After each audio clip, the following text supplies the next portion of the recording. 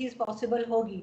सबसे पहले मेहमानों का तारुफ, हमें जी इंडिया से ज्वाइन किया है सुशील पंडित जी ने, जो कि कश्मीरी एक्टिविस्ट हैं और आप इनको अक्सर देखते भी रहते हैं हमारे साथ डिबेट्स में।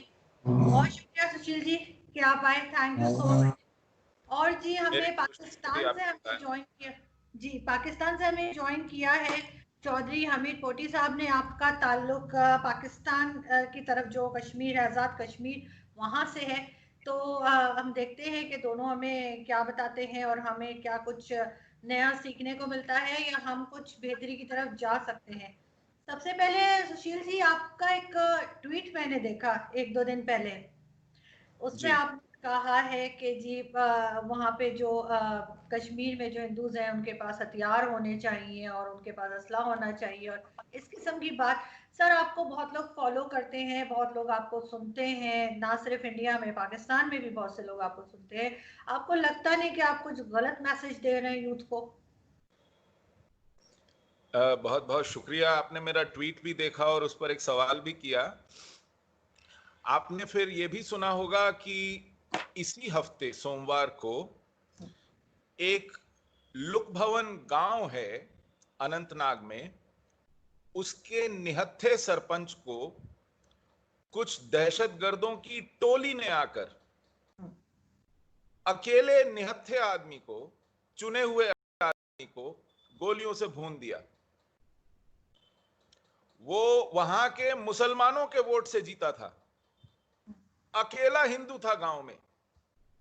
सही।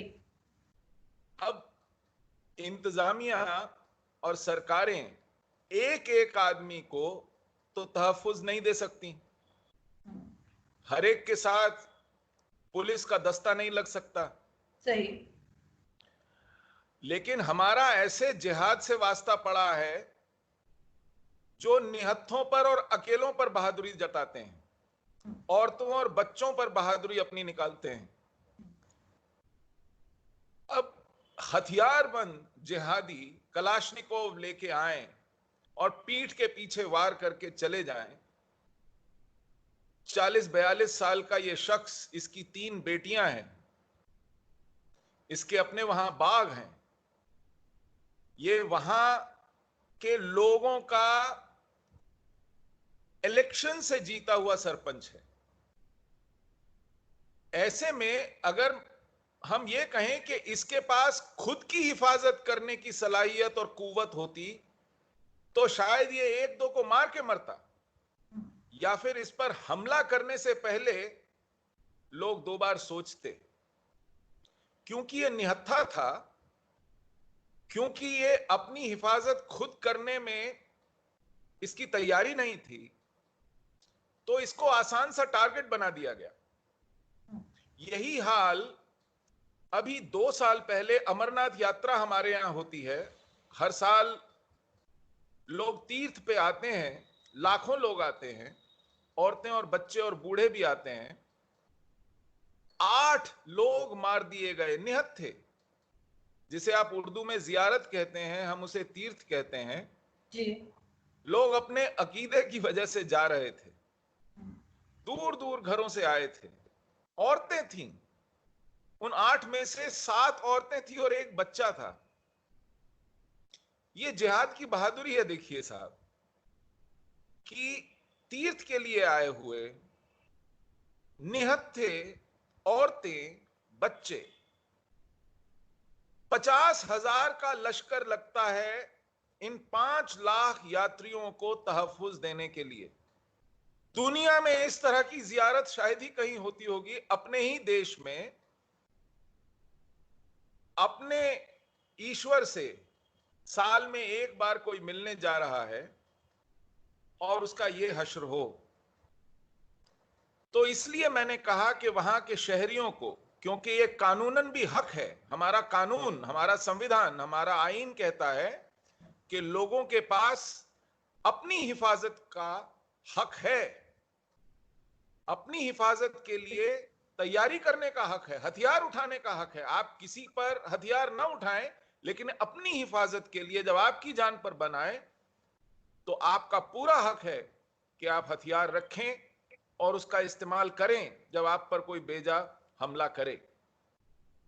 तो उसकी लेकिन उसकी नजर उस नजरिए से मैंने कहा कि लोग भेड़ बकरियों की तरह कत्ल ना हो और इन जिहादियों के हत्थे चढ़कर बेमौत न मारे जाएं।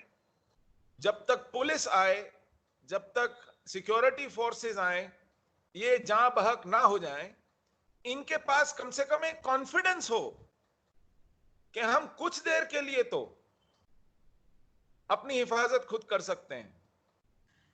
लेकिन सर आप कैसे कह सकते हैं कि वो कोई जिहादी थे या किसने किया? आपको मालूम है, आपने इन्वेस्टिगेट किया है, या आप अपने अपना एक अंदाजा बता रहे हैं? जी हाँ, मारने के बाद उन्होंने कबूला। यहां पर एक रिवायत है, मारने के बाद वो बाकायदा पैगाम देते हैं कि ये हमने मारा है। सही। ये लोग कहते हैं कि हम मार के गए हैं, क्योंकि होड़ लगती है साहब क्रेडिट लेने की। आप यहां से पैसे आते हैं ना, जब ये क्रेडिट लेते हैं तो इनकी इनामात बंटते हैं, इनके पास इनको रकम अदा की जाती है, और जितने मरे, किस हैसियत का मरा, उसके हिसाब से बाकायदा पेमेंट होती है। तो लेकिन सर ये भी तो हो सकता है ना कि वो आपकी तरफ के जो कश्मीर है वहीं से कोई जिहादी हो, वहीं से कोई फ्रीडम फाइटर हो जो तंग हो रहे हो, और उनका एक कोई टाइप का रिएक्शन ऐसे ऐसे, मतलब मेरी समझ में नहीं आ रहा कोई ऐसे कैसे किसी को जाके मार सकता है नहीं, मुझे बिना बताइए वजह, ये बगैर कौन किसी सी रीजन फ्रीडम के। फाइट है?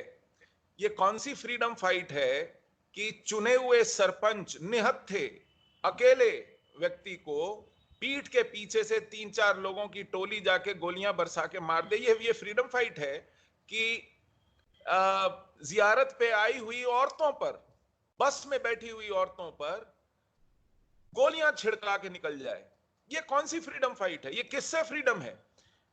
वहां कहते हैं, नारा लगता है, हम क्या चाहते, आजादी।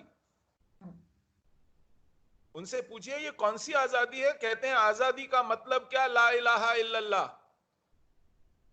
यहां क्या चलेगा, निजाम मुस्तफा। तो वो खुद बताते हैं कि ये कौन सी फ्रीडम फाइट है। सही। वो शरिया नाफिज करना चाहते हैं, वो एक सेक्युलर मुल्क में इस्लामी निजाम लाना चाहते हैं। वो उनके नारों में, उनकी तहरीरों में, उनके नामों में, जब वो अपने आप को जैश मोहम्मद कहते हैं, जब वो खुद को लश्कर तैयबा बतलाते हैं, जब अपना नाम हिजबुल मुजाहिदीन रखते हैं, और जब इन तीनों को कोऑर्डिनेट करने वाली जो बॉडी है, वहीं मुजफ्फराबाद में यूनाइटेड जिहाद काउंसिल है जिसको सैयद सलाउद्दीन चलाता है, वो तो खुद को अपने आप को जिहादी बताते हैं, और यही सारे इस्लामी नाम रखे हुए हैं। तो कोई शक व शुबा नहीं रह जाता, वो तो खुद अपने मुंह से कहते हैं कि हम जिहाद कर रहे हैं। हमें कहने की जरूरत नहीं है, बल्कि हमारी सरकारें इसमें थोड़ा हेजिटेट करती हैं इनको जिहादी कहने में, क्योंकि यहां लोगों को बीमारी है कि सेकुलरिज्म कहीं खतरे में ना पड़ जाए, तो इसलिए वो सीधे सीधे मुसलमान और इस्लाम से शिनाख्त हो जाती है, तो लोगों को थोड़ा लगता है कि शायद सेकुलरिज्म खतरे में पड़ जाएगा। लेकिन उनको कोई गुरेज नहीं है खुद को जिहादी बतलाने में, इस्लामी परचम फहराने में, आईएसआईएस के झंडे फहराने में, तो वो अपने मुंह से बताते हैं। सही।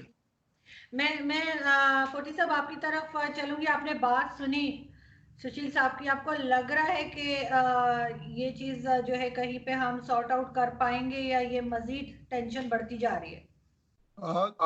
बिस्मिल्लाहिर्रहमानिर्रहीम। आरजू मैं सुशील पंडित साहब को कहता हूँ कि वो ये कह रहे हैं कि एक इलेक्टेड सरपंच था जिसको मार दिया गया। जो हालात है इस वक्त, आपको पता है कि ये जो राष्ट्रीय सिविक स्वाम सिविक संघ था, इन लोगों के ट्रेंड हुए हुए लोग कश्मीर में धकेल दिए गए हुए हैं, जो वो ऐसे जुल्म ढा रहे हैं, इसमें कोई शक नहीं। जहाँ तक कश्मीर का तल्लक है, पंडित साहब बहुत अच्छी तरह जानते हैं कि ये जिस चीज़ को जहाद कह रहे हैं, या जिससे ये एक स्ट्रगल अगेंस्ट द वो जो नेटिव है वहाँ स्टेट के, वो कर रहे हैं इंडियन ऑक्युपाइड फोर्सेस से। उसकी नौबत क्यों आई कि 1947 में 48 में जब ये ज़बरदस्ती हिंदुस्तान ने वहाँ पे जो मकबूजा कश्मीर जिसे हम कहते हैं कब्ज़ा किया, तो उसके बाद इन्हीं का वज़ीर आज़म उस वक्त था जवाहरलाल नेहरू। वो यूनाइटेड नेशन में गए और वहाँ पे कश्मीरियों को एक प्लेज दी। प्लेज ये थी कि आपको रेफरेंडम अलाउ किया जाएगा और आप चूज करेंगे कि आप पाकिस्तान के साथ जाना चाहते हैं या हिंदुस्तान के साथ जाना चाहते हैं। आज उस चीज़ को 70 साल हो गए हुए हैं, उसकी नौबत ना आई। 40 साल तक वो कश्मीरी इस चीज़ का इंतज़ार करते रहे कि शायद डिप्लोमेटिकली दुनिया मान जाए या यूनाइटेड नेशन को तरस आ जाए, ये रेफरेंडम हो जाए और हमारा फ्यूचर डिसाइड हो जाए।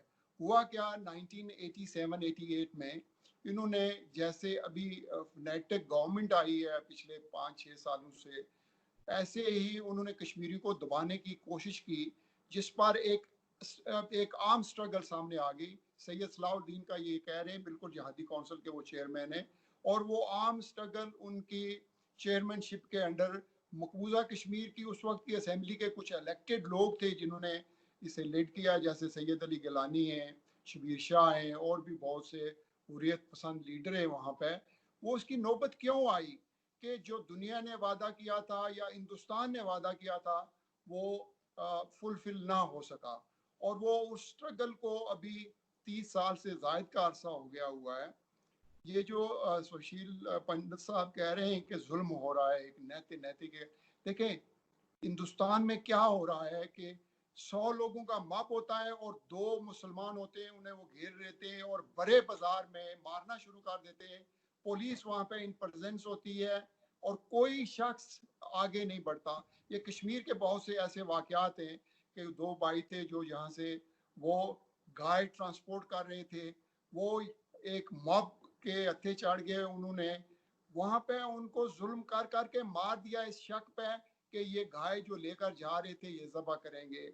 बहुत सी मिसालें हैं पिछले 30 सालों में। छत्तीसगढ़पुरा का मामला है, आज से कोई 10-15 साल पहले सिख थे वहाँ पे, 29 के करीब उनको मार दिया गया और कोशिश यह किया की गई पोर्ट्रेट करने की ये कि मुजाहिदीन ने किया, मगर जब उसकी इंक्वायरी हुई बाद में ये पता चला जी कि ये जो इनके सिक्योरिटी फोर्सेस के, बॉर्डर फोर्सेस के लोग थे जिन्होंने उन सिखों का कत्ल किया, वो उनके साथ 3 हफ्ते तक मुख्तलिफ जो उनकी गेट टुगेदर थी या वो जो क्रिकेट खेल रहे थे, जो एक्टिविटीज़ थी उसमें शामिल रहे, और एक रात को उनका जत्था आया और ये लोग मुजाहिदीन की शक्ल ओढ़ के आए और उन सिखों को वहाँ कत्ल करके आ गए। बाद में बहुत से इंडिपेंडेंट मीडिया की तरफ से भी ये खबरें आई थी और ये इंक्वायरी भी हुई थी कि वाकया ही वो उसमें मुजाहिदीन का कोई तल्लक नहीं था। आज भी मुजाहिदीन अगर वहाँ पे कन्फ्रंट कर रहे हैं तो हिंदुस्तान की आर्मी को कर रहे हैं। वो आर्मी जो 7 लाख इनकी प्रोफेशनल आर्मी है, 1 लाख इनकी वहाँ पर बॉर्डर सिक्योरिटी फोर्सेस हैं और 1 लाख के करीब पुलिस है जो जबरो जुल्म कर रही है। ये पंडित साहब भी उन 80 लाख कश्मीरियों में से एक होंगे कि आप देखें कि हर 8 कश्मीरियों के पीछे एक फौजी है, और वो अगर वो ये अब भी ब्लेम दे रहे हैं कि वो क्रॉस द बॉर्डर टेररिज्म का या मकबूजा कश्मीर से, मकबूजा कश्मीर है जो वो कश्मीर मकबूजा कश्मीर का हिस्सा है, और इंशाल्लाह ये जो स्ट्रगल है, ये जिसे जहाद कह रहे हैं, इसमें कोई शक नहीं कि वो अपनी फ्रीडम के लिए लोग फाइट कर रहे हैं। और हमें यकीन है पंडित साहब, आप ये दिन याद रखना, ये गुफ्तगू याद रखना कि ये कश्मीर आज़ाद होके रहेगा, इसकी वजह से कि जो जुल्म वहाँ पे स्टेट टेररिज्म की गई हुई है वहाँ पे, वो आपकी माएँ बहनें अगर मुसलमान, मैं इसलिए कह रहा हूँ कि आप भी अगर कश्मीरी हैं तो आपका भी कश्मीर पर उतना ही हक है जितना एक मुसलमान का हो सकता है। जो वहाँ पे अजमत दरियाँ की गई हुई है वहाँ पे बेटियों की, माओ की, बहनों की, वो भी आप में ही से थे, और वो कौन करता रहा है? हिंदुस्तान की फोर्सेस करते रहे। आपके सामने वहां पे कितनी डिस्पेरेंसीज है, जो उठा के ले गए रात को पुलिस फौज वाले, और उन बच्चों का पता ही नहीं चला, उनकी तादाद भी आपके सामने है। 1 लाख के करीब जो वहां पे शहादतें हुई हैं, आप अच्छी तरह जानते हैं कि वो वही बच्चे हैं। और एक और बात आपको एक्नॉलेज करनी पड़ेगी कि 1989 से लेकर आप 31 साल हो गए हुए, ये दूसरी जनरेशन जो इसी स्ट्रगल के दौरान या इंडियन अट्रॉसिटीज के दरमियान ये पैदा हुए और बड़े हुए, परवान चढ़े। आज जब एक मजाहिद शहीद होता है तो उसके जनाजे में भी 80-80 हज़ार, लाख-लाख, 1.5 लाख कर्फ्यू तोड़दार लोग आते हैं। श्रीनगर की गलियों में आप देखें कि आपकी वहां पे 2 लाख फौज है श्रीनगर शहर में, वो किस तरह एक वो पैलेट गन्स के अगेंस्ट पत्थरों से मुकाबला कर रहे हैं। मुझे तो ये चाहिए कि आपको भी कश्मीर के सिलसिले में एक मुतवाजन और हकीकत पसंदाना गुफ्तगू करनी चाहिए और ये मानना चाहिए कि वाकई जो हिंदुस्तानी जबर से वो कश्मीर को दबाने की कोशिश कर रहे हैं वो नहीं होना चाहिए। जी जी पंडित साहब, आपने बात सुनी, आपने कमेंट सुना, आपने चौधरी साहब का, क्या कहते हैं आप? अब क्या कहा जाए, ये तो बहुत अरसे से मैं सुन रहा हूं। मैं तो पैदा होने के बाद से ये रिकॉर्ड कई दफे सुन चुका हूं, और क्योंकि मैं वहां रहता हूं, वहीं का हूं, पैदाइशी वहीं का हूं, ये तो बॉर्डर पार से पता नहीं कौन सी दूरबीन से ये सब देखते हैं। मुझे अपने आसपास ये सब नहीं दिखाई पड़ता। अब जैसे इन्होंने कहा कि 8 लाख फौज है, मैं आपको बताता चलूं कि हिंदुस्तान की कुल फौज करीब 12 लाख है। 23 लाख जी हाँ, हमारे यहाँ 12 लाख फौज है, सिर्फ 12 लाख फौज है। आप ये पब्लिक डॉक्यूमेंट में आप जाकर के हमारे गूगल पे देख सकते हैं। हमें कोई छुपा के फौज रखने की जरूरत नहीं है। हमारे यहाँ फौज का हिसाब किताब पार्लियामेंट में तय होता है, उनकी तनख्वाहें बढ़ती हैं, उनके नाम हैं। हमारे यहाँ मुल्क को फौज नहीं चलाती, मुल्क चलाता है फौज को, और पूरा हिसाब किताब रखा जाता है। तो कुल मिला के 12 साढ़े 12 लाख की फौज है। अब आपके पाकिस्तान के साथ ही कितना बड़ा बॉर्डर है, और उससे ज्यादा बड़ा बॉर्डर हमारा चीन के साथ है। अगर 8 लाख फौज हम कश्मीर में टिका देंगे तो बाकी के 4 लाख से कितना कल चलाएंगे, ये सोचने की बात है। तो अगर आटे में नमक मिलाए ना तो चल जाता है, नमक की रोटी बना के खाएं तो नहीं खा पाएंगे। तो थोड़ा उसमें बैलेंस रख के चलना पड़ता है। दूसरी बात, आपने कहा कि कश्मीर में फौज दाखिल हो गई 1947 में। मैं आपको तारीख के हवाले से ये बताता चलूं कि जब अंग्रेजों ने देश का बंटवारा किया, सर सिरिल रैडक्लिफ ने एक रैडक्लिफ लाइन बनाई। हमारे मगरिब में और मशरिक में वो 2 लकीरें खिंची, एक मगरबी पाकिस्तान, एक मशरिकी पाकिस्तान। जहां मुसलमान अक्सरियत में थे वो पाकिस्तान बना और बाकी का हिंदुस्तान बना।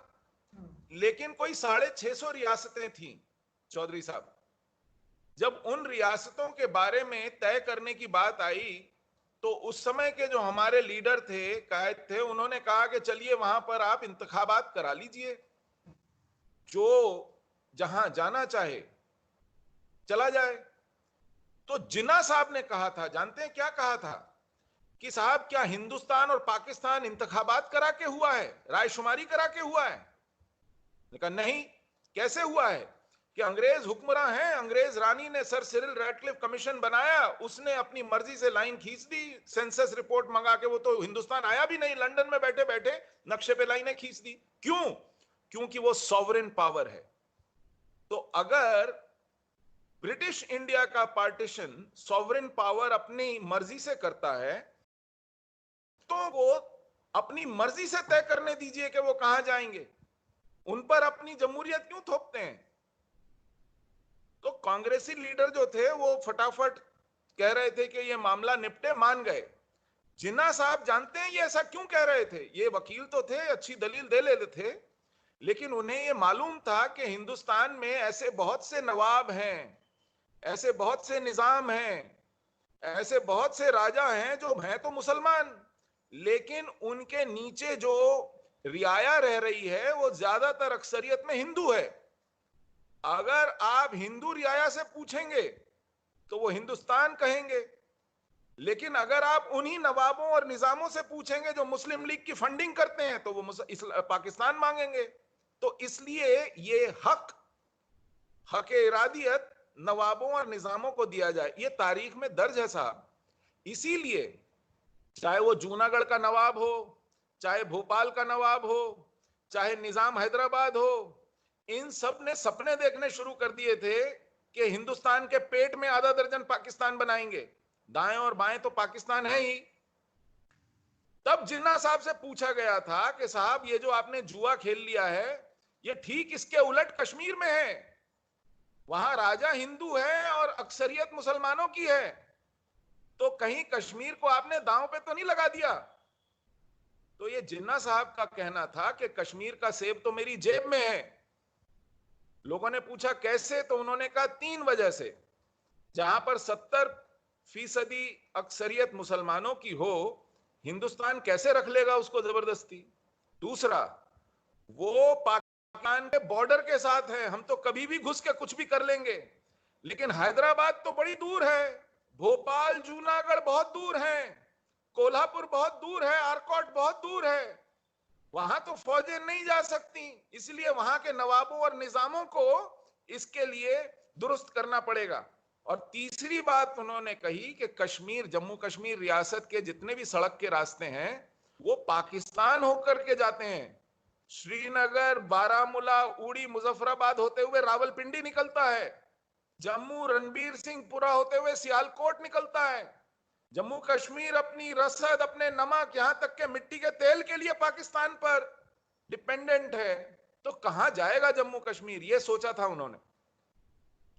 लेकिन जब सरदार पटेल ने इन सब नवाबों निजामों को ठीक कर लिया, समझाकर, बुझाकर, मनाकर, तो जिन्ना साहब को लगा कि अब कश्मीर भी कहीं हाथ से ना जाए, तो इन्होंने महसूद पठानों को, जो उस वक्त इस्कंदर मिर्जा की निगरानी में थे, गवर्नर थे वो फ्रंटियर के, बाद में आपके सदर रियासत बने पाकिस्तान के, उनके साथ बातचीत करके रवाना कर दिया कबायलियों को कश्मीर, जाओ माले गनीमत बहुत है, लूट के आओ।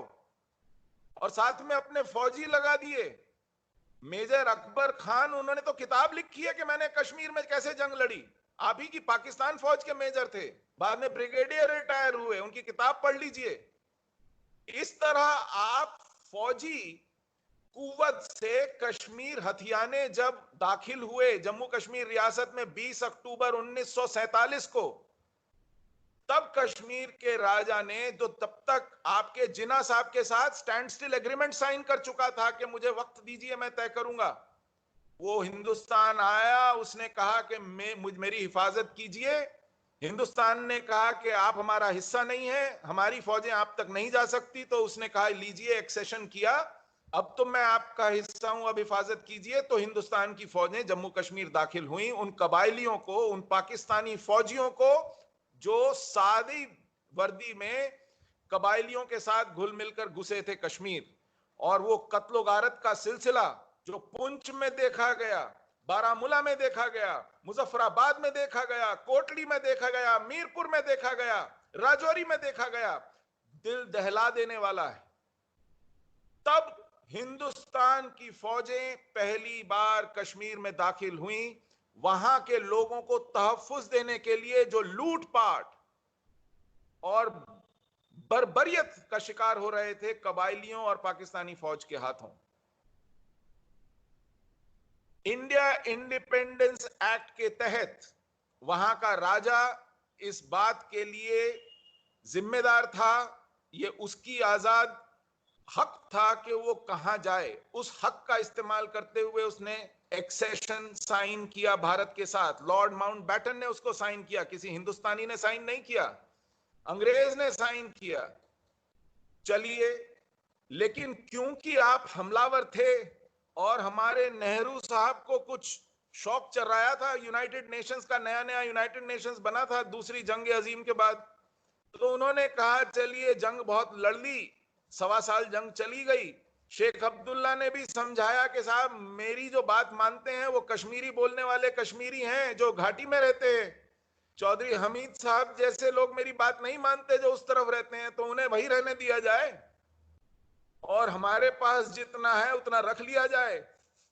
तो नेहरू साहब ने भी हमारी बढ़ती हुई फौजों को जो खदेड़ रही थी, कबायलियों को भी और पाकिस्तान फौज को भी, आपको मालूम होगा पाकिस्तानी फौजें कबायली श्रीनगर तक घुस गए थे, सही कह रहे, उनको वापस खदेड़ रही थी, बढ़ती हुई फौजों के कदम रोक लिए गए। 1 जनवरी 1949 को एक तरफा सीज फायर ऐलान करके हम लोग यूएन गए थे, इस उम्मीद से कि यूएन एक ईमानदार फैसला देगा। दिक्कत यह थी कि पाकिस्तान पैदा होते ही अंग्रेज और अमेरिका की गोद में जाके बैठ गया। पाकिस्तान सिएटो, सेंटो, बगदाद पैक्ट, इन सब का हिस्सा बन गया कोल्ड वॉर में।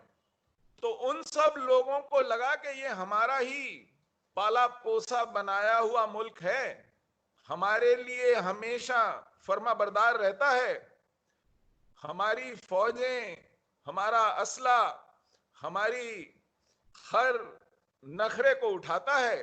तो पाकिस्तान के हक में यूएनओ में जितना कुछ कवायद की जा सके करें। उसमें भी जो रेजोल्यूशंस आए, चौधरी साहब आप तो काफी मारूफ हैं, आपने पढ़े होंगे, उसमें 4 शर्तें थी। पहली शर्त थी कि पाकिस्तान एक हमलावर मुल्क है, वो अपनी फौजें हटाएगा। दूसरी शर्त थी कि हिंदुस्तान भी अपनी फौजें हटाएगा, लेकिन उतनी रखेगा जितनी वहां पर इंतजामिया के लिए जरूरी है। तीसरी शर्त थी कि उसके बाद वहां पर रायशुमारी होगी। पाकिस्तान ने ही इन रेजोल्यूशंस को सबसे पहले रिजेक्ट किया, कहा हम अपनी फौजें नहीं हटाएंगे। ये इसी सिलसिले में चलना था। जब पाकिस्तान ने अपनी फौजें हटाने से मना कर दिया तो हिंदुस्तान ने, भारत ने भी कहा कि हम एक हमला झेल चुके हैं, ये विश्वास के लायक, भरोसे के लायक नहीं है, तो जब तक इनकी फौजें नहीं हटेंगी हमारी फौजें नहीं हटेंगी। दूसरी बात जो हुई वो ये हुई कि आपके हिस्से में जो जम्मू कश्मीर आया, वहां आपने बड़े पैमाने पर वहां की रियाया में तब्दीलियां की, पंजाब से भर भर के लोग घुसाए। हमारे यहां तो 370 लगाया गया और उसके तहत वहां पर जो जहां था वहीं रहा। लेकिन पाकिस्तान ने गिलगिट बाल्टिस्तान को अलग कर दिया, नॉर्दर्न एरियाज बनाया, वो भी जम्मू कश्मीर रियासत का हिस्सा था। मीरपुर के लोग भाग भाग के विलायत चले गए, वहां भर भर के पंजाबी आ गए, नवाज शरीफ जैसे और रहमान मलिक जैसे और शेख रशीद जैसे। और उन लोगों ने फिर जब पूरा पलट दिया वहां के लोगों की जो डेमोग्राफी थी, जो एक तवाजुन था, अब आप कहते हैं कि साहब आधा हिस्सा हम एक सक्षम वैली चीन को भी दे चुके हैं, नॉर्दर्न एरियाज को काट चुके हैं और आजाद कश्मीर में अपने लोग भर चुके हैं। अब आइए जरा रायशुमारी करा लें। 70 साल बाद अब आपको रायशुमारी याद आ रही है, जब अक़वाम महबूबा ने कहा था कि साहब रायशुमारी अब हो, तो तब आप मुकर गए थे। दिक्कत यह है कि समय बहुत हो गया है। लेकिन उसके बाद मैं छोटी सी बात और कहता चलूं, क्यों खत्म कर लूं। जी जी। 1971 में एक बड़ी जंग हुई साहब इन दो मुल्कों में, हमारे और आपके मुल्क में। और उस जंग में अब क्या क्या हुआ मैं आपको बताना जरूरी नहीं समझता, कश्मीर पे ही रहे। हाँ हाँ। तो कश्मीर के हवाले से एक शिमला समझौता हुआ और भुट्टो साहब ने कहा कि साहब आप हमारे 95,000 जो कैदी हैं उन्हें रिहा कर दीजिए। अगर मैंने कश्मीर पर किसी तरह की बात मानी आपकी तो मैं जिंदा नहीं लौटूंगा, लेकिन मैं आपको विश्वास दिलाता हूं कि आपके मुताबिक सब कुछ ठीक हो जाएगा। और अब यहां से हमारे बीच जितनी भी बातें हैं, जितनी भी झगड़े हैं, वो हम आपस में ही तय करेंगे, बाहर किसी कुव्वत का कोई दखल नहीं होगा। तो यूनाइटेड नेशंस की जो सिक्योरिटी काउंसिल्स के रेजोल्यूशन थे ना, वो 1971 में ही इस मुआहदे से खारिज हो गए। लेकिन आप लोगों ने रट छोड़ी नहीं, तो 2009 में कोफी अन्नान ने फॉर्मली कहा कि अब उन रेजोल्यूशंस की कोई वुकत नहीं रही है, क्योंकि उसके बाद बहुत पानी बह चुका है, सिंध में भी, जेहलम में भी और सतलज में भी और रावी में भी। तो अब थोड़ा होश के नाखून करने की जरूरत है। हाँ, ये माना जा सकता है कि जम्मू कश्मीर में मुसलमानों की अक्सरियत है, तो तब मान जाते कि जहां जिसकी अक्सरियत है वहां पर जमहूरियत के हिसाब से रायशुमारी करके कर लें। लेकिन जिन्ना साहब को तो थोड़ा बड़ा केक दिख रहा था हैदराबाद में, जूनागढ़ में, भोपाल में, तब माने नहीं। और जब अपनी तरफ से बाजी निकल गई तो अब कह रहे हैं कि नहीं, जम्मू कश्मीर मुसलमान अक्सरियत थी, अभी पाकिस्तान मौका आनी दी। चाहिए थी, पाकिस्तान आना चाहिए था।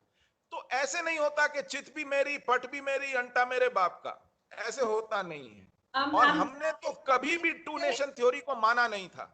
हमने जी तो हमेशा कहा था कि देश का बंटवारा नहीं होना चाहिए। लेकिन सर, अगर आप कहते हैं कि टू नेशन थ्योरी के ही हिसाब से कश्मीर वहां जाना चाहिए, तो मैं सिर्फ एक छोटी सी बात कहूंगा आपसे, क्योंकि हम एक सेक्युलर मुल्क हैं, टू नेशन थ्योरी का बंटवारा इस, अब भी आप सेकुलर हैं।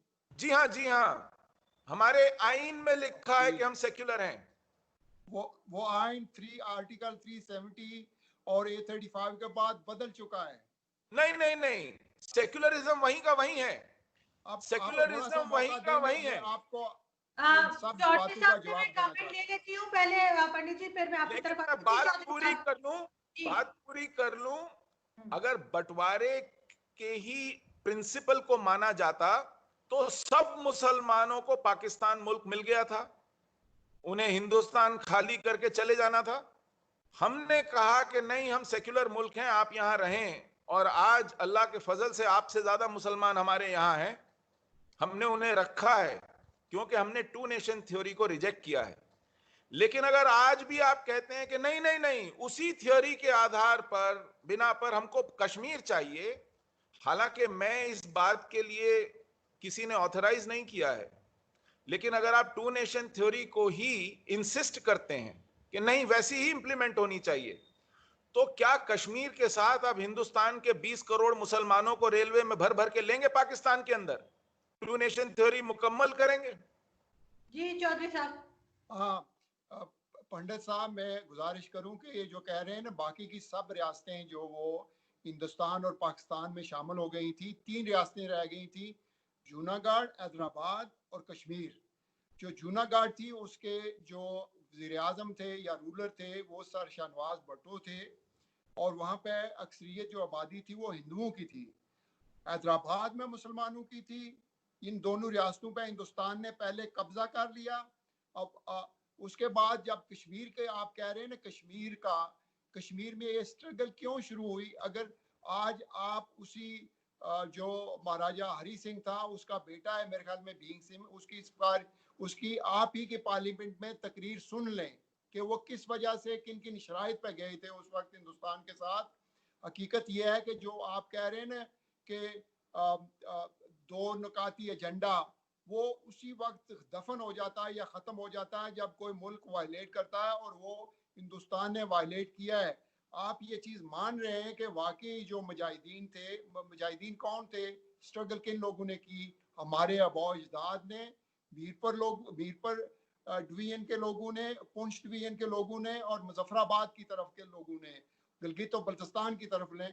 तो जब उन्होंने देखा कि ये जो कश्मीरी हैं इंडिजिनसली, ये तो कश्मीर सारे का सारा टेक ओवर कर लेंगे, तब जाकर जवाहरलाल नेहरू यूनाइटेड नेशन में गया।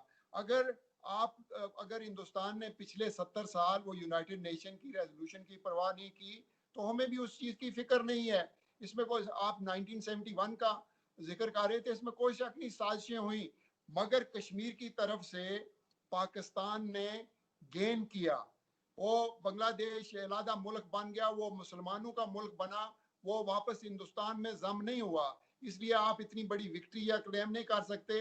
इस वक्त आपकी जो वो लीडरशिप मकबूजा कश्मीर में जो प्रो या आपके कॉन्स्टिट्यूशन के नीचे इलेक्शन लड़ा करती थी, कश्मीर की मैं बात कर रहा हूँ, चाहे वो महबूबा मुफ्ती हैं, चाहे वो उमर अब्दुल्ला हैं, उन्होंने भी कहा है कि कायदे आजम ने जो फैसला किया था वो दुरुस्त, दो टू नेशन थ्योरी का फैसला बहुत बिल्कुल दुरुस्त था।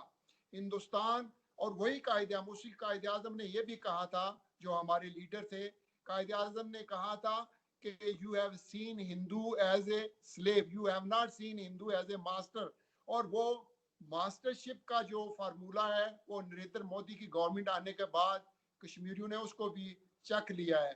फिर दूसरा ये बात यह है कि जहाँ पे मकबूजा कश्मीर में जो स्ट्रगल है वो वहाँ के लोगों की है, वो आज़ाद करवा के छोड़ेंगे। अगर वो 30 सालों में इतनी कुर्बानियां दे चुके हैं, थके नहीं है और वो आइंदा भी नहीं थकने वाले, इसमें कोई शक नहीं है कि अगर घाटे में कोई जा रहा है तो इस वक्त भी हिंदुस्तान जा रहा है। आप नेपाल के बॉर्डर की हालत देख लें, आप श्रीलंका के साथ आपने तलाकात देख लें, आप पाकिस्तान के साथ अपने तलाकात देख लें। आपके सामने चाइना की फौज ने लद्दाख जो कश्मीर ही का हिस्सा था वो हिंदुस्तान से उसमें इंटरवीन करके ले लिया है 60 किलोमीटर से जायद। आज 1.25 महीना होता जा रहा है, ना आपकी फौज को कोई शर्म आ रही है कि इतनी बड़ी बेइज्जती बैनुल-अक़वामी सतह पर हमारी हो रही है, हमको स्टेटमेंट नहीं दे दे। ना ही आपके जो प्रधानमंत्री हैं वजीर आजम नरेंद्र मोदी, ना उनको कोई चीज को सांप सूंघ गया हुआ है या पाकिस्तान का मसला है वो सारे के सारे उबल पड़ते हैं। अब जो चाइना ने वहाँ पे दरअंदाजी कह लें या जो उसने इलाका ले लिया हुआ है उसके बारे में हिंदुस्तान से कोई स्टेटमेंट भी नहीं आ रही। ये वो डबल स्टैंडर्ड है कि अगर पाकिस्तानियों की बात आए तो सब के सब उबलते पानी की तरह उछलना शुरू कर दें। और जब ये वही नरेंद्र मोदी है ना जो इलेक्शन कैंपेन में ये कह रहा था कि वो कांग्रेस ने लाल आंखें नहीं दिखाई चाइना को, मैं हूं जो लाल आंखें। अब किधर गई हैं वो लाल आंखें? मैं ये दावे के साथ कह रहा हूं, आप कश्मीर के रहने वाले हैं, ये कश्मीर इंशाअल्लाह पाकिस्तान का हिस्सा बनेगा और आप बहुत जल्द बनेगा। और ये मैं इस वजह से नहीं कि आप उनका साथ दे रहे हैं या उनकी तरफ से बोल रहे हैं, मैं उस बलबूते पे कह रहा हूँ कि वहाँ के हमारे बच्चों ने, माओ ने, बहनों ने जो कुर्बानियां दी हैं उनका पुरसान हाल सिर्फ अल्लाह है। और इंशाअल्लाह आज ये सब चीजें उसी तरफ जा रही हैं। आप खैर मनाएं, कम से कम नरेंद्र मोदी को अगर आप को मैसेज पहुंचा सकते हैं तो पहुंचाएं कि वो लाल आंखें आपने किसके लिए संभाल के रखी हुई हैं, उनको निकालें और दिखाएं। चाइनीज फौज वहां से भागे या कोई, और वो भी हम कश्मीरी ये क्लेम कर रहे हैं कि वो हिंदुस्तान की फौज की नाअहली और कमजोरी की वजह से वो जो कश्मीर का हिस्सा है वहां पे आज चाइना जाके बैठा हुआ है। ये वो शर्म, उनको शर्म करना चाहिए और गैरत थोड़ी सी होनी चाहिए कि जहाँ पे नैतिक कश्मीरी है। आप ये एक बात बताएं, 8 लाख फौज है जो वो अगर कश्मीरियों को पिछले 30 सालों में संभाल नहीं सकी, और पाकिस्तान तो 20-21 करोड़ लोग हैं, और ये जो साजिशों वाला जमाना चला गया हुआ है, आप पाकिस्तान फौज के साथ पूरे के पूरे 22 करोड़ लोग हैं जो उनके पीछे हैं। वो चाहते हैं कि कम से कम ये जो ज्यादतियां कर रहा है हिंदुस्तान, इसका हाथ रोकें और जो हमारा राइट बनता है उस खित्ते को इंशाल्लाह हम हासिल करके रहेंगे। जी पंडित जी, आप जाके बता रहे हैं उनको लाल आंखों के लिए आई ड्रॉप देंगे, क्या करने का सोचा है? उनकी तकरीरें नहीं, सुन मैं लें, तो उनकी आपको तकरीरें सुन लें। नहीं, मैं जरूर, देखिए, जब तक कश्मीर तय करे कि उसे क्या करना है तब तक आप सलामत रहें। मैं आपके लिए यही दुआ कर सकता हूं। एक मुल्क की हैसियत से आपको अपना मुल्क तब तक तो संभाल के रखना ही है जब तक कश्मीर ये तय कर ले कि उसको क्या करना है। क्योंकि चीन हमारे यहाँ लद्दाख में घुसने की कोशिश कर रहा हो और उसको कहीं हटना पड़ता हो, कहीं बात करनी पड़ती हो, उसके दौर चलते हो, वो होगा। दो पड़ोसियों के बीच में होता है। आपने हमारे पड़ोसी गिना दिए, मैंने अफगानिस्तान और ईरान गिनाना शुरू नहीं किया अभी। और वहां अफगानिस्तान में तालिबान की हुकूमत इंशाल्लाह आ रही है, आप घबराएं मत। आ रही, करीब 15 साल से आ रही है सर, 20 साल से आ रही है, 2001 से आ रही है। पंडित साहब मैं गुजारिश करूं, ये वही मतलब तालिबान है नहीं, जो गुंतानामो बे में प्रिजनर बना के लेकर गए थे। वो वही लीडर थे जिनके सामने दुनिया बैठी हुई थी, कहती थी कि आप हमारे साथ बात करो। ये तारीख का हिस्सा है, ये मैं नहीं कह रहा, ये तारीख का हिस्सा है। ऐसा है, वो जो हुकूमत आ रही है ना, उसको हर 2-4 महीने में एक ड्रोन आके उड़ा जाता है। मुल्ला मंसूर को बलूचिस्तान में उड़ा के चला गया। अब पहले तो जो हुकूमत आने वाली है अफगानिस्तान में, उसको अमेरिकी ड्रोनों से बचाइए। वो वजीरिस्तान में और फाटा में और बलोचिस्तान में, क्वेटा में, उसको अमेरिकी ड्रोन आके इससे पहले कि वो बॉर्डर क्रॉस करे अफगानिस्तान जाए, उड़ा के चले जाते हैं। पंडित अब साहब, लेकिन गुलभूषण हकीमुल्लाह यादव हमारे महसूद पास हो। है, गुलभूषण यादव हमारे पास है जो वो सर इंजाम दे रहा था। आप हाँ। उस साइड पे अगर जाएंगे ना, तो अगर किसी का कोई एसेट तबाह किए हुए तो पाकिस्तान आर्मी ने, पाकिस्तान वजीरिस्तान या सारा अपने इलाके में नहीं, मैं वो ये सब कह रहा हूं कि दहशतगर्दी को खत्म किया अफगानिस्तान है जो में जो आप लोगों ने हुकूमत ब्रीफ आने किए वाली थे। है तालिबानों की, उसको भी थोड़ा संभाल के रखिए और पाकिस्तान की भी हिफाजत और सलामती रखिए जब तक कश्मीर तय करेगा कि उसको क्या करना है। आप हो ना हो, इसका कुछ हिसाब किताब होना जरूरी है। लेकिन चीन की आप बात कर रहे थे ना, मैं बहुत खुश हुआ आपने चीन की बात की। चीन से हमारी फौज दो दो हाथ कर रही है सरहद पर, लेकिन आपके यहां तो वो घुस आया है। उसके लिए तो आपने लाल कालीन बिछा रखी है। वो तो ग्वादर तक पहुंचा हुआ है पूरी सड़कें वड़कें लेके, और अपने चीनी लाके बिठा रखे हैं, मसाज पार्लर खोल के रखे हुए हैं। उनके लिए क्या कर रहे हैं आप? वो तो आपके यहां दामादों की तरह आते हैं, और पाकिस्तानी छोटी छोटी लड़कियां बेचारी फिर रो धो के वापस आती हैं कि हमसे कहा कि ये मुसलमान है, और वहां जाकर के तो दारू पी रहा है, सुअर खा रहा है। चीनी शादी करने आते हैं पाकिस्तान, और फिर छोटी छोटी बच्चियों की हालत खराब हो जाती है चीन जाके। तो मुल्क संभाल के रखिए साहब। चीन को आपने मुल्क तश्तरी में पेश कर दिया है। हमारे यहां तो हमारी फौज देख रही है उसको, लाल आंखें फौज दिखाती है, और फौज की आंखों को चीन देखता है, और कई जगह से पीछे जा चुका है। और अल्लाह के फजल से, ईश्वर की इच्छा से, जैसे डोकलाम में पीछे गया था ना, से इस बार पेंगोंग सो में भी जाएगा, और बाकी 4 जगह से वो जो फिंगर पॉइंट है वहां से निकल चुका है।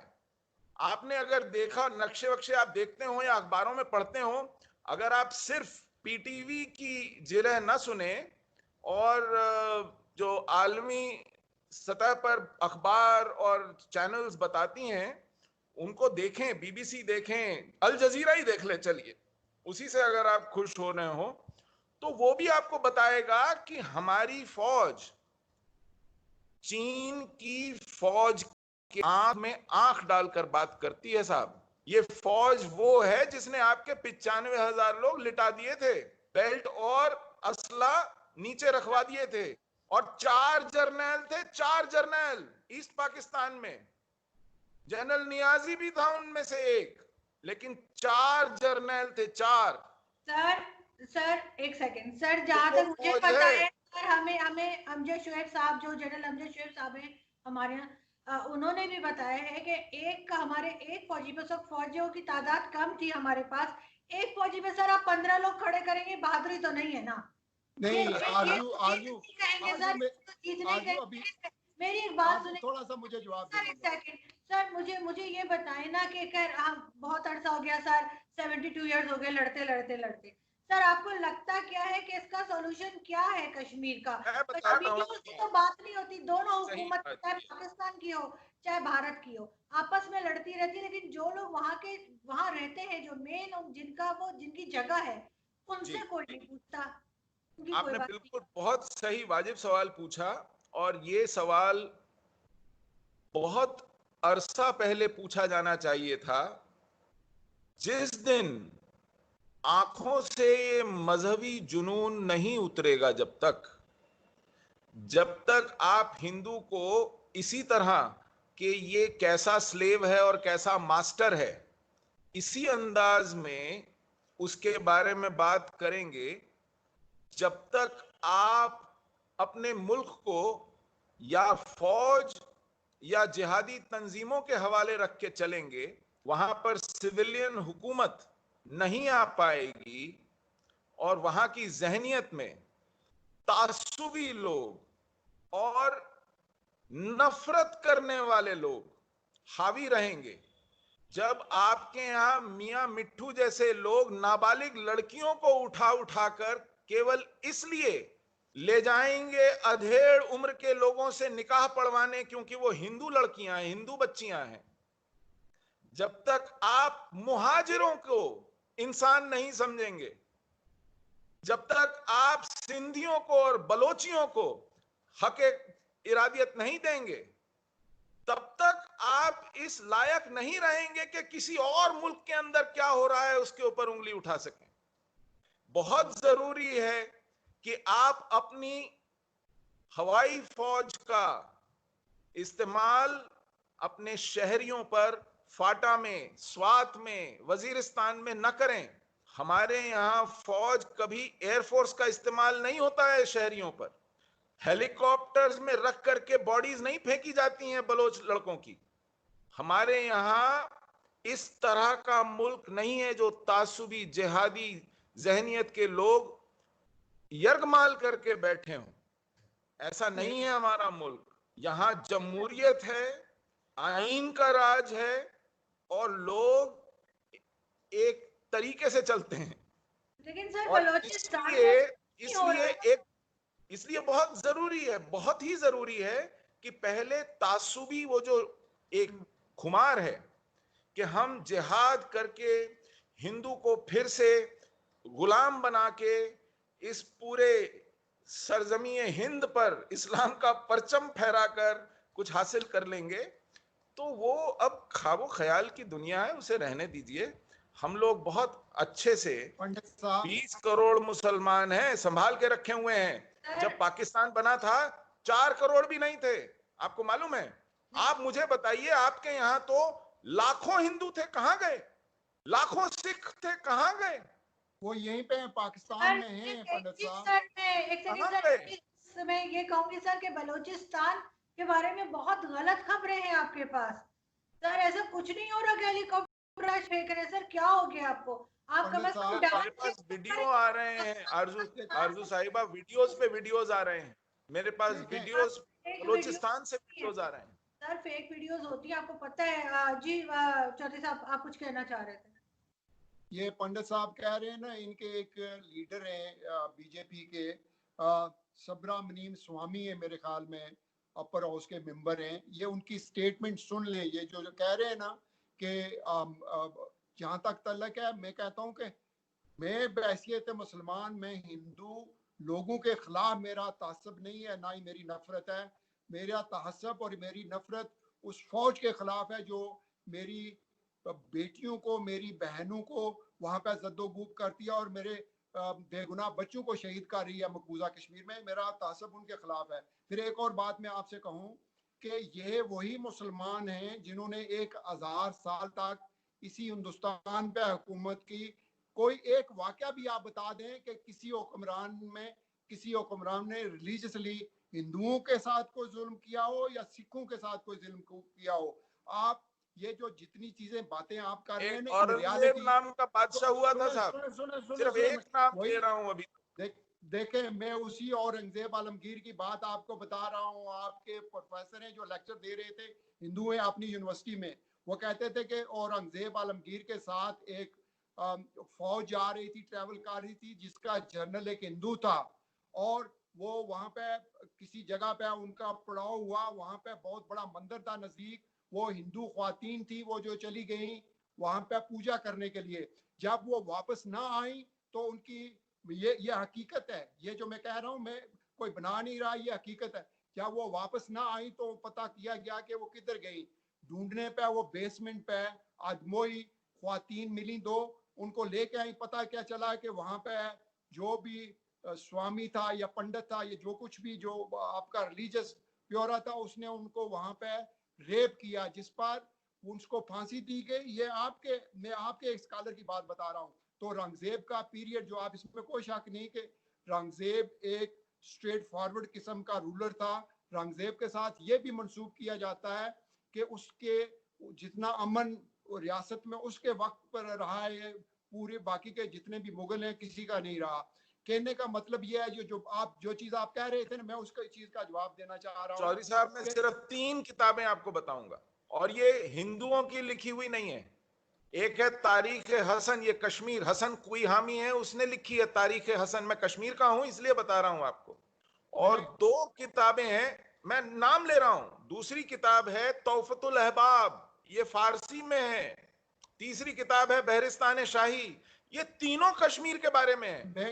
खुदारा उनको पढ़ लीजिए, क्योंकि पंडित आपको साहब मैं एक कश्मीर चीज की आपसे हवा नहीं गुजारिश है। करूं, ये जो मैं कह रहा हूं ना, ये आम वायरल हुआ क्लिप है, ये जो प्रोफेसर है आपके स्टूडेंट को लेक्चर दे रहे हैं, मैं आपको आरजू को फॉरवर्ड करूंगा या आपको फॉरवर्ड कर भिजवा देंगे। दीजिएगा सुने लेकिन सुने मैं तो सुने आपको किताबों के नाम बता रहा हूँ। सुने सुने मैं किसी मुसलमान का नहीं कोट कर रहा, मैं आपके हिंदू प्रोफेसर का कर रहा हूँ। आप तारीख कहीं पे भी नहीं बताती कि जब मुसलमानों ने 1000 हुकूमत की है, वहां पे रिलीजियसली हिंदुओं पे जुल्म हुआ, ईसाइयों पे जुल्म हुआ या सिखों पे जुल्म हुआ। ये तारीख में कहीं भी नहीं मिलता। ये जुल्म कहां से स्टार्ट हुआ? किसी दिन मेरी गुजारिश हिंदुस्तान सुने, आना थोड़ी सी हुआ मेरी हो ना, गुजारिश सुने। हिंदुस्तान जब आना हुआ हो, आप कभी आप आए इंशाअल्लाह, आपका बहुत बहुत खैर मकदम है, कश्मीर हिंदुस्तान कभी आप रहूंगा, आए। कश्मीर मेरा है, मैं हाँ, इंशाल्लाह जरूर मेरे आऊंगा मेहमान और बने, आके मैं आपके आपको घर चाय दिखाऊंगा पीऊंगा। दिल्ली के 100 किलोमीटर रेडियस में, 100 किलोमीटर रेडियस में दिल्ली के, आप कोई 100 साल पुराना, सिर्फ 100 साल पुराना मंदिर दिखा दीजिए, मैं आपको 800 साल पुरानी मस्जिद दिखा सकता हूं, बाबरी मैं आपको मस्जिद का 300 क्या साल हुआ? पुराना गिरजा दिखा सकता हूं। पंडित आप साहब मुझे मेरी बात सुने, एक मेरी गुजारिश एक सुने। 100 साल पुराना बाबरी मंदिर नहीं दिखा सकते। बाबरी मस्जिद का क्या हुआ? आप लोगों ने पूरी दुनिया के सामने तोड़ दी है ना, शहीद बिल्कुल की है। और बहुत सी बिल्कुल अभी ये रिसेंटली मानता जो हूं, नहीं हूं। 370 और 35 है, इसमें जो मब है उन्होंने दिल्ली का क्या असर किया, ये जो शाहीन बाग है वहां पे औरतों का क्या असर हुआ, ये तारीख का हिस्सा है। मैं एलिगेशन नहीं लगाने की कोशिश कर रहा, ये हकीकत है। और प्लीज, क्योंकि मुझे क्लोजिंग की तरफ जाना है। आप जब कॉम्पैक्ट तक आप सच्चाई को तस्लीम नहीं करेंगे ना, तब चौधरी तक कोई साहब, चीज दुरुस्त नहीं होने वाली।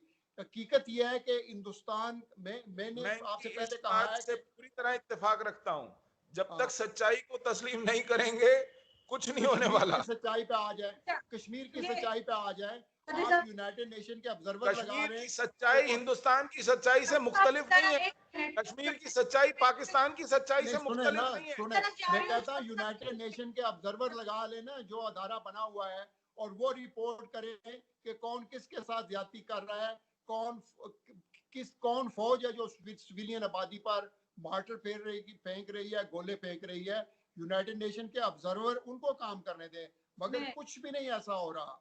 ये देखिए चौधरी साहब, जैसे नहीं, टाइम बिल्कुल कम है, सॉरी मैं आपको रोक रही हूँ, लेकिन थोड़ा सा कॉम्पैक्ट करके पंडित जी आपकी तरफ चलूंगी। सुशील साहब, आप लास्ट कमेंट आपकी तरफ से कि आप क्या समझते हैं कि ये सब जो हमने बात की, जो हम अक्सर, आपको पता है इंडियन चैनल्स पे भी ये बहस चलती रहती है, डिबेट होती रहती है, लेकिन आपके हिसाब से क्या सोल्यूशन है? इसको हल कर कैसे किया जा सकता है? कब तक हम इसी तरह से लड़ते रहेंगे? ये कब खत्म होगा ये सब कुछ? देखिए, बहुत जल्दी खत्म होगा, और जब पाकिस्तान से वहां की रियाया को निजात मिलेगी, वहां के सिंधियों को, बलोचियों को फौज से निजात मिलेगी, वहां के पख्तूनों को ड्यूरेंट लाइन से निजात मिलेगी, जो बंट गए हैं अफगानिस्तान और पाकिस्तान में, जब गिलगिट बल्टिस्तान के शियाओं को निजात मिलेगी, उस दिन इंशाअल्लाह ये पूरा का पूरा खित्ता फिर अमन और चैन से सराबोर होगा।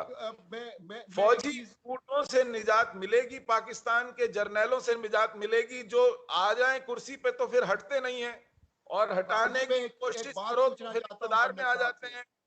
जब तक ये जहनियत नहीं जाएगी और इससे निजात नहीं मिलेगी, मुझे नहीं मैं लगता एक कुछ बात होने वाला पूछना है। चाहता हूं, अगर अलाउ करेंगे तो। जी जी जी। पंडित साहब, ये क्या सच है कि ये जो आपके फिल्मी जर्नल थे, जनरल सनी देओल, जैकी श्रॉफ और अक्षय कुमार वगैरह, ये गए हुए हैं वहां पे चाइना की फौज की कन्फ्रंट करने की क़यादत आप इनके हाथों में है, वो कन्फ्रंट कर रहे हैं वहां पे। आपके जर्नल्स की तरफ से तो ना कोई बयान आ रहा है, ना मोदी साहब की तरफ से कोई बयान आ रहा है कि वो वाकई अंदर आए या नहीं आए, उन्होंने कब्जा किया या नहीं किया, हिंदुस्तान की क्या स्ट्रेटजी होगी, कुछ भी नहीं आ रहा है। गुमसुम हो गए हुए हैं आपका सारा निजाम। जब अगर लाइन ऑफ कंट्रोल को थोड़ी सी भी इसमें झड़पें हो रही है, इसमें कोई शक नहीं कि वहां पे अभी बच्चों को मुसलसल मारा जा रहा है मकबूजा कश्मीर में। आप मगर ये बच्चों क्या को सच आगे है कि क्यों ये करते हैं? आपके फिल्मी एलओसी जर्नल में जो वो आप कन्फ्रंट मस्जिदों के करने के ऊपर लिए गए हुए तोपें हैं? क्यों लगाते हैं? आप जी, क्यों गांवों की आड़ में जंग करते हैं? आप क्यों शहरियों को सामने रख के, औरतों बच्चों को सामने रख के जंग करते हैं? देखें, दोनों तरफ कश्मीरी हैं, हम हमारी फौज किसी सूरत नहते वहां पे बॉर्डर के जो लाइन ऑफ कंट्रोल को उस पार है उनको नहीं, इसमें कोई शक नहीं। आप अपने फौजियों के स्टेटमेंट्स देख लें। आजकल कोई चीज, आजकल सुने हमें, आजकल कोई चीज फौज नहीं मिठाई रहती। के डब्बे लेके तो नहीं खड़ी है ना। नहीं नहीं, आपकी वही फौज वही तो मैं अस्त्र कह रहा हूँ बरसा ना, रही है। मैं वही कह रहा हूँ ना कि ये जो मिठाई के डब्बे नहीं, मैं वही कह रहा हूँ कि कोई खबर अगर निकले तो हमें भी इतला कर देना कि वाकई ये फिल्मी जर्नल से ये कन्फ्रंट करने के लिए गए वहां पे चाइनीज फौज को। यहाँ पे मैं बहुत शुक्रिया अदा करना चाहूंगी आप दोनों का कि आप लोग आए। थैंक यू सो मच कि आपने शो ज्वाइन किया। लेकिन मैं आपने यही मुझे कहूंगी अवध जी, कि मेरा नहीं ख्याल कि चाहे वो भारत की फौज हो या पाकिस्तान की फौज हो, कोई भी सिविलियंस को मारना कोई भी नहीं चाहेगा। सही और बात। किसी तरफ भी शहादत होती है, चाहे पाकिस्तान के बॉर्डर पे हो या इंडिया के बॉर्डर पे हो, जो आम सिटीजन्स हैं सभी का दिल दुखता है। और हम उम्मीद करते हैं कि कोई इसका हल निकलेगा, कोई इसकी रास्ता ऐसा निकलेगा कि बहुत जिससे जरूरी है, बहुत जरूरी है थैंक सर। यू, बिल्कुल, बहुत थैंक जरूरी यू। है। Thank you so much sir, so kind of, thank you.